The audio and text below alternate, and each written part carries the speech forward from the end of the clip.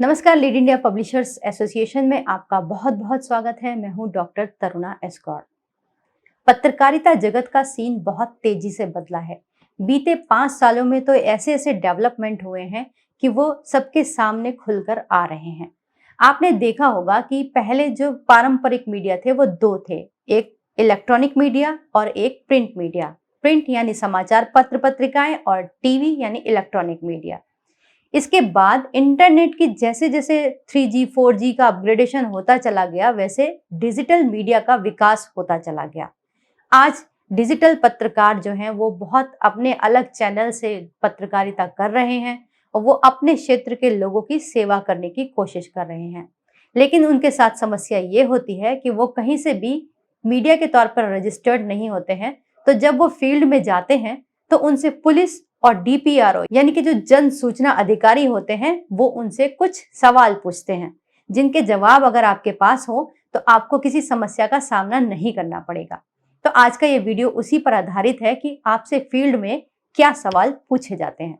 सबसे पहला सवाल, कोई भी अगर आप DPRO कार्यालय पे जा रहे हैं वहां पर, या फिर कोई पुलिस अधिकारी आपको रोक ले, कांस्टेबल आपको रोक ले, तो पूछता है कि आप रजिस्टर्ड कहाँ से हैं। तो क्योंकि आप एक डिजिटल प्लेटफॉर्म है तो आप, जाहिर सी बात है, आपको बताना चाहिए और होना भी चाहिए। आपको MSME यानी कि जो भारत सरकार का मंत्रालय है, उद्योग आधार, वहां पर आपका रजिस्ट्रेशन होना चाहिए। अब उसमें आपकी जो स्टेटस होगा वो एक कंपनी के तौर पर होगा या फिर प्रोप्राइटर के तौर पर होगा या फर्म के तौर पर होगा। तो आपको बताना चाहिए कि आप वहां पर MSME में क्लास 63 के अंदर रजिस्टर्ड है। क्लास 63 को थोड़ा समझ लेते हैं। यहाँ पर मेंशन किया गया है कि जितने भी डिजिटल माध्यम से जो समाचार देने का काम कर रही हैं कंपनियां, वो इसके अंतर्गत रजिस्टर्ड होती हैं।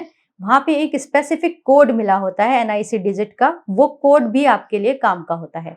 तो इतनी सारी चीजें बताने की आवश्यकता नहीं, खाली ये काफी है कि आप MSME रजिस्टर्ड एक कंपनी है और आप उसके माध्यम से सूचनाएं देने का काम करते हैं। इस पर आपसे कहा जा सकता है कि MSME में तो आप कंपनी हुए, तो आप कवरेज कैसे कर रहे हैं। तो इसका जवाब आपके पास ये होना चाहिए कि हाल ही में 25 फरवरी को जो एक रूल्स आए हैं, information technology intermediate guidelines and digital media ethics and code rule 21। ये बाकायदा पूरी गाइडलाइन है जिसके अंदर आपको यानी डिजिटल प्लेटफॉर्म वालों को कैटेगराइज किया गया है। उन्होंने मीडिया को 3 फॉर्मेट में बांटा है। पहला फॉर्मेट उन्होंने जो दिया है वो है उन अखबारों का या फिर टीवी चैनल्स का जिनके अपने डिजिटल प्लेटफॉर्म्स भी हैं, यानी उनकी वेबसाइट और यूट्यूब चैनल है।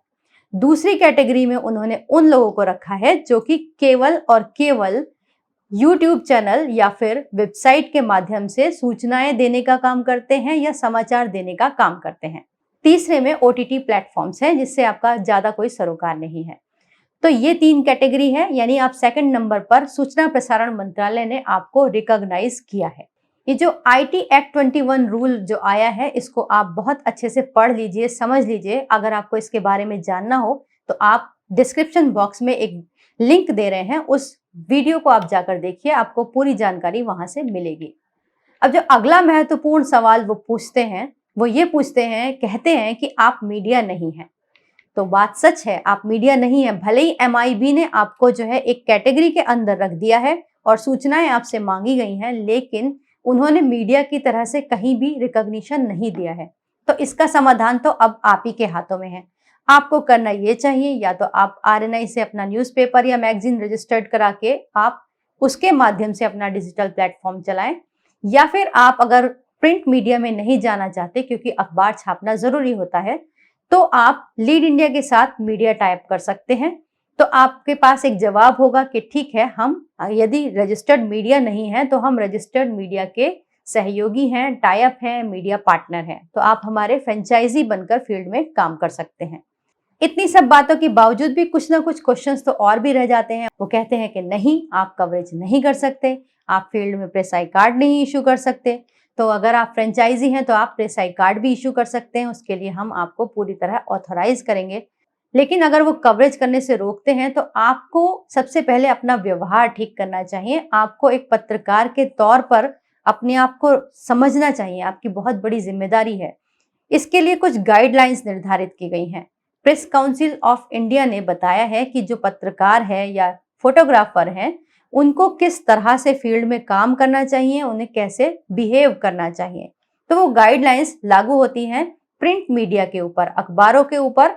और अब MIB ने ये कहा है कि ये डिजिटल प्लेटफॉर्म है, यही गाइडलाइंस अब उनके ऊपर भी लागू होती हैं। तो आप सबसे पहले जाकर प्रेस काउंसिल ऑफ इंडिया की उन गाइडलाइंस को समझिए। इसके लिए हमने 2 स्पेसिफिक वीडियो बनाए हुए हैं, आप वो वीडियो जाकर देख सकते हैं, या फिर आप सीधे प्रेस काउंसिल की वेबसाइट पर जाकर देख सकते हैं कि वो गाइडलाइंस आपके लिए क्या कहती हैं। अगर आप डिजिटल माध्यम से पत्रकारिता कर रहे हैं तो इतना तो बिल्कुल समझ लीजिए कि ये बहुत गंभीर काम है।